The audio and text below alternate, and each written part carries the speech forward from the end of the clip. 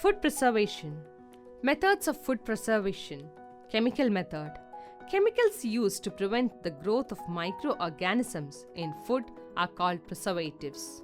Common salt and sugar are commonly used to preserve many food items.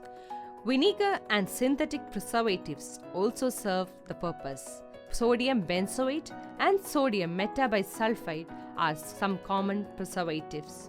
They are also used in jams and squashes to check their spoilage. Preservation by common salt. Common salt has been used to preserve fish and meat for ages. Meat and fish are covered with dry salt to check the growth of bacteria. Salting is used to preserve amla, raw mangoes, tamarind, etc. Preservation by sugar. Jams, jellies and squashes are preserved by sugar. Sugar reduces moisture content, which inhibits the growth of bacteria that spoil food. Preservation by oil and vinegar. Use of oil and vinegar prevents spoilage of pickles since bacteria cannot live in such an environment. Vegetables, fruits, fish and meat are often preserved by this method. Heat and cold treatments. There are thermal treatments used to check microbial growth in food materials as well. We heat some food to kill the germs. Example is boiling of milk. Cooling foodstuffs to certain lower temperature inhibits the growth of many microbes. Storage and packing. Storing and packing in airtight containers preserve the foodstuff for a long period. There are so many ways through which storing food safely is possible.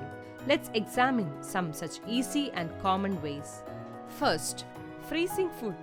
Many times it happens that we end up bringing extra fruits, vegetables and bread. Don't dump this excess into the dustbin after use. In fact, you must go for storing food in a refrigerator. Freezing of food helps in preservation. At lower temperature, vegetables and fruits retain their essence and freshness. Second, drying food. Dehydration is one of the simplest and oldest method of proper food storage. Drying keeps all germs and bacteria away from food as the water content is low. Common ways of drying include sun drying and air drying. Sun drying is used for the preservation of grains and air drying can be done to preserve herbs.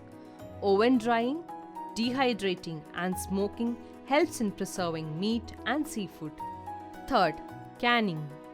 Canning is the process in which food is sealed in airtight containers and thus keeping away bacteria, unwanted enzymes and oxygen that can destroy the food. Canning can be done in two ways such as pressure canning and water bath canning. Fourth, pickling. Pickling is an old process that is used to store food by using vinegar or salt brine. It involves the process of fermentation which saves the food up to months with this process. It is an ideal way to preserve vegetables and fruits in jars. Fifth, salting. Salt reduces the water concentration and kills the presence of microorganisms in food materials, especially meat and fish. This process is known as curing. We can preserve pork, poultry, seafood, and meat for later consumption through this process. Sixth, burial. Burying food storage method includes controlling the oxygen flow and light. It is a way of storing the food at low temperature in a natural way. Last and finally, vacuum packing. The vacuum packing process leads to storing food in an airtight environment like a bag or a bottle.